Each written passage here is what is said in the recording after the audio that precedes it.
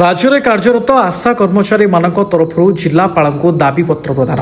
बालेश्वर जिलार आशा कर्मी माने विभिन्न दाबी नहीं जिलापाल को शांतिपूर्ण भाव दाबीपत्र प्रदान कर आशाकर्मी को सरकारी मान्यता मासिक वेतन 18,000 टंका प्रदान करने सहित आशाकर्मी मानक दुर्घटना जनित मृत्यु सहायता राशि 10 लाख टंका प्रदान करा जाऊ बोली दाबी रखिछन्ति।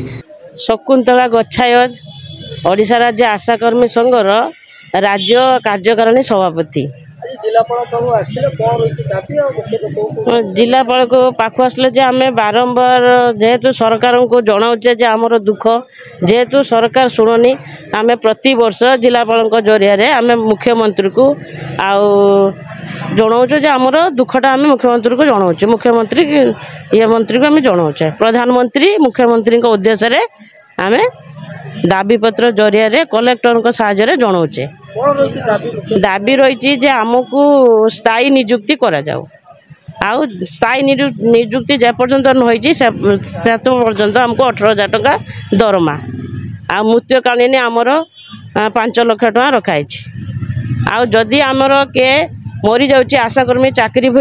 भितर तांको परिवार को गोटे चाकरी दि जाऊ यही अल्प अल्प दाबीपत्र रखी आमर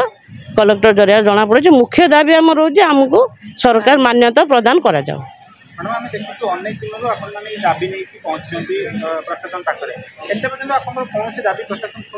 ना शुणुनी बिल तो आम प्रति वर्ष ये दाबी कलेक्टर जरिया आम मुख्यमंत्री प्रधानमंत्री को जनाऊँ परवर्ती आंदोलन हम अनिर्दिष्ट काल कार्य बंद आंदोलन रखीचु आंदोलन जरिया भी करिया प्रतिश्रुति नहीं। Baleswar Chandan Kumar Panigrahi report of news Odisha.